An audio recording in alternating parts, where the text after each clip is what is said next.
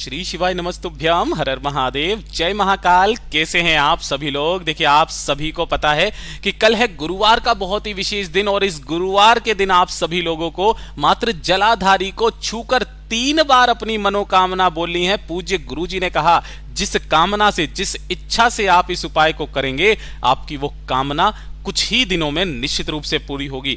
पूज्य गुरुजी की कथा से सुनकर के और समझ करके संपूर्ण उपाय को बड़े ही आसान भाषा में आपको बताऊंगा, परंतु उससे पहले आप सबसे एक छोटी सी प्रार्थना। जो लोग पहली बार आए हैं, चैनल को सब्सक्राइब जरूर कीजिएगा और वीडियो को लाइक करके देवादिदेव महादेव का कोई सा भी प्यारा नाम कमेंट बॉक्स में लिखना मत भूलिएगा। इस पूरे वीडियो में हम 3 महा उपायों के बारे में बात करेंगे, जो कि आपकी अलग अलग कामना पूर्ति के लिए सिद्ध होंगे। तो ध्यान से सुनते चले जाना, समझने की कोशिश करना। और गुरुदेव ने कहा कि जो ये मूल मंत्र है, जो आपको इस वीडियो के माध्यम से हम आपको बता देने वाले हैं, इस मूल मंत्र वाले उपाय को निश्चित रूप से करना। सबसे पहले बात करते हैं पहले वाले उपाय की, जो कि आपको जलाधारी को छू करके मनोकामना बोल करके उपाय करना है। गुरुदेव ने कहा कि अगर आपकी कोई इच्छा, कोई विशेष मनोकामना, कोई हृदय की बात भोले बाबा तक नहीं पहुंच रही है, तो गुरुवार का एक ऐसा दिन होता है जो कि भगवान श्री हरि नारायण विष्णु जी को समर्पित होता है। और जो मूल मंत्र है वो हरि और हर दोनों का मिलन का मूल मंत्र है। उसी मूल मंत्र का उपाय आपको करना है। देखिए, अपनी इच्छा की पूर्ति के लिए, अपनी मनोकामना की पूर्ति के लिए आपको गुरुवार के दिन सबसे पहले चाहिए होगा मात्र एक बेलपत्र, जो कहीं से भी खंडित कटा फिटा ना हो। इस चीज का ध्यान रखना। और साथ ही साथ अगर नहीं मिलता है तो जब आप भोले बाबा के मंदिर में जाएंगे, शिवलिंग के पास जो बेलपत्र वहां पर चढ़ा हुआ है, उसी बेलपत्र को उठाना, स्वच्छ जल से धो करके उसे काम में ले सकते हो। और इसी के साथ में आपको लेना होगा मात्र एक चावल का दाना, जो कैसा होना चाहिए? अक्षत, पूर्ण चावल का दाना होना चाहिए, कहीं से भी खंडित ना हो। और 1 लोटा शुद्ध जल अपने घर का लेना, तांबे के कलश में। और इसके अंदर आपको मिलानी होगी थोड़ा सा गंगा जल, जो पवित्र नदी का जल हो वो मिला लेना। गंगा जल जनरली सबके घरों में मिल जाता है, गंगा जल मिला लेना। केवल 1 बेलपत्र, 1 चावल का दाना और 1 लोटा शुद्ध जल लेकर के पहुंच जाना भोले बाबा के मंदिर में, शिवलिंग के पास। सुबह जाना चाहो सुबह चले जाओ, शाम को जाना चाहो शाम को चले जाओ, कोई दिक्कत नहीं है। उत्तर दिशा की तरफ में आपको यहाँ पर मुख करके खड़ा होना है। जिन्हें नहीं पता है, शिवलिंग के पीछे जाकर के खड़े हो जाना, जिससे आपका मुख इस जलाधारी के तरफ में आ जाएगा। उसके पश्चात जो पूजा पाठ अर्चना आपको करना है वो करना। और 1 लोटा शुद्ध जल, जिसके अंदर आपने गंगा जल डाला हुआ है, इसी शिवलिंग के ठीक ऊपर श्री शिवाय नमस्तुभ्यम मंत्र का स्मरण करते हुए सबसे पहले 1 लोटा शुद्ध जल समर्पित कर देना। जल समर्पित कर देने के पश्चात पूरी शिवलिंग को आपको अपने दोनों हाथों से अच्छे से साफ कर देना है ना। और साफ कर देने के पश्चात सबसे पहले आपका जो दाहिना हाथ है, उस दाहिने हाथ के ऊपर 1 चावल का दाना रखकर अपना नाम और गोत्र बोलकर आपकी जो भी हृदय की बात, कामना है, उस कामना को कह करके इस चावल के दाने को शिवलिंग के ठीक ऊपर समर्पित कर देना। समर्पित कर देने के पश्चात उसके बाद जो एक बेलपत्र लिया है, उसे अपने दाहिने हाथ की हथेली पर रखना। और इस तरीके से रखना कि बीच वाली जो पत्ती हो आपकी बीच वाली उंगली पर रहे, डंडी आपकी तरफ में रहे। अपने हृदय की बात बोल करके इस बेलपत्र को माता अशोक सुंदरी के स्थान पर स्पर्श कराकर, नियम ध्यान रखना, माता अशोक सुंदरी के स्थान पर ऐसे पकड़ करके स्पर्श कराना और अपनी कामना कह करके इसी चावल के दाने के ऊपर ऐसे समर्पित करना कि डंडी इसकी जलाधारी के तरफ में रहे, बीच वाली पत्ती का मुख आपकी तरफ में रहे। ठीक है। और इसी तरीके से आपको दोनों चीजों को समर्पित करके अंत में जो आपके दाहिने हाथ की हथेली है, उस हथेली से आपको जलाधारी पर इस तरीके से, जैसे जल को आप रोकते हो, इस तरीके से उस हथेली को जलाधारी पर स्पर्श करके अपने हृदय की बात एक बार फिर से कहनी है, 3 बार। एक बार चावल को समर्पित करते समय, एक बार बेलपत्र समर्पित करते समय, और एक बार जलाधारी को अपनी हथेली से छू करके अपनी मनोकामना कह करके भोले बाबा से विनती करके, कामना करके वापस घर के तरफ चले आ जाना। पूज्य गुरुजी ने कहा कि अगर हो सके तो 1 गाय के घी का गोल बत्ती का दीपक मेरे बाबा की शिवालय की चौखट पर लगा करके आ जाना। मेरा बाबा आपकी बड़ी से बड़ी कामनाओं को पूरा जरूर करेगा।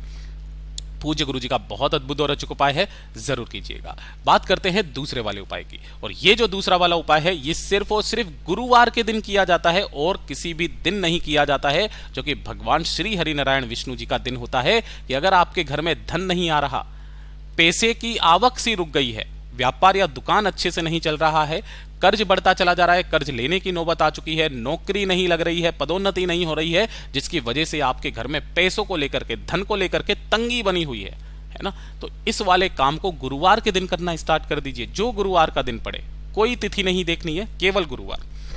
1 लोटा शुद्ध जल अपने घर का लेना तांबे के कलश में, ठीक है। और इसी के साथ में आपको लेनी होगी इस तरीके से 1 चुटकी हल्दी, ठीक है। कौन सी हल्दी लेनी है? ये जो पिसी हुई हल्दी होती है, 1 चुटकी हल्दी लेना। साथ ही साथ लेना होगा माता लक्ष्मी जी को जो सबसे ज्यादा पसंद है, मात्र 1 कमल गट्टा, बहुत इजीली आपको सारी चीजें मिल जाएगी, और 1 लाल फूल। देखिए गुड़हल का मिल जाए बहुत अच्छी बात है, नहीं मिलता है कमल का ले लो, गुलाब का ले लो, जो आपको लाल फूल मिल जाए वो लाल फूल लेना। ये जो तीनों चीजें हैं, इन्हीं तीनों चीजों को आपको इसी कलश के अंदर डाल लेना है। हल्दी डाल देना 1 चुटकी, 1 कमलगट्टा और 1 लाल फूल, इसी के अंदर डाल करके आपके आसपास जो भी भगवान श्री हरि नारायण विष्णु जी के स्वरूप का मंदिर हो, चाहे राधा कृष्णा जी का हो, लड्डू गोपाल जी का हो, भगवान श्री हरि नारायण विष्णु जी का हो, सत्यनारायण जी का हो, या फिर राम जी का मंदिर हो, वहां पर जाकर के पहुंच जाना। वहां पहुंचने के पश्चात दोनों हाथों में आपको उस कलश को अपने ही हाथों में रखना है ना, और अपने हाथों में रख करके आपको इस मंदिर की परिक्रमा करनी है। जब भी आप इस मंदिर की परिक्रमा करेंगे, यहां से पीछे की तरफ में जब आप जाएंगे तो यहां खड़े होकर के आपको 7 बार, ध्यान रखना 7 बार ओम नमः शिवाय, केवल एक परिक्रमा करनी है। जब आप मंदिर के पीछे की तरफ में जाएंगे, 7 बार ओम नमः शिवाय मंत्र का स्मरण करेंगे और फिर से वापस सामने की तरफ में आ जाएंगे, ठीक है। यहां पर आने के पश्चात आपको ढोक दे करके अपने हृदय की बात, कामना बोल करके, धन की जो भी समस्याएं हैं उसे बोल करके, इस कलश को लेकर के आपके आसपास जो भी पीपल का पेड़ मिल जाए, ध्यान रखना जो भी पीपल का पेड़ मिल जाए, उस पीपल के पेड़ के पास में जब आप जाओगे, इस संपूर्ण जल को पीपल के पेड़ की जड़ों में आपको समर्पित करना है। उसी मूल मंत्र का स्मरण करते हुए जो गुरुदेव ने कहा, हरि और हर का दोनों का मिलन का मूल मंत्र है ओम ह्रीम ओम हरिणाक्षाय नमः शिवाय। चाहो तो आप लिख लीजिए ओम ह्रीम ओम हरिणाक्षाय नमः शिवाय। इस मंत्र का स्मरण करते हुए आपको इस संपूर्ण जल को पीपल पेड़ की जड़ों में समर्पित करके अपनी कामना बोल करके आ जाना। उसी दिन से आपके घर में धन की आवक होना स्टार्ट हो जाएगी। पूज्य गुरु जी का बहुत अद्भुत और अचूक उपाय है, जरूर कीजिएगा। अब बात करते हैं तीसरे वाले उपाय की। देखिए तीसरा वाला जो उपाय है ना, गुरुदेव ने कहा कि अगर आपके परिवार में कोई भी व्यक्ति ऐसा है जिसके बीमारियां खत्म होने का नाम नहीं ले रही है, कोई ना कोई रोग उनके शरीर में हमेशा बना हुआ रहता है, कुछ इस प्रकार का रोग हो, जैसे हृदय संबंधी अगर आपके परिवार में किसी भी व्यक्ति को समस्या है, या फिर किसी को खून का थक्का जम गया है, खून का थक्का भी जम जाता है कई बार, है ना, पैरालिसिस वगैरह भी हो जाते हैं, तो उन व्यक्तियों के लिए ये वाला उपाय सबसे अचूक उपाय होने वाला है। आपको मात्र एक स्टील का कलश लेना है। इस वाले उपाय में आपको तांबे का कलश भूल करके भी काम में नहीं लेना, एक स्टील का कलश ले लेना और इस कलश को आपको आधा भरना होगा दूध से। अब जो भी आप दूध लोगे ना, वो कौन सा होना चाहिए?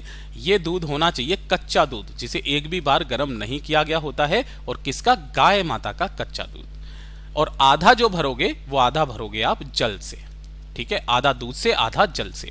इसी के साथ में आपको लेनी होगी गिन करके 5 काली मिर्च। यहाँ काली मिर्च का फोटो नहीं है, मैं आपको बता देता।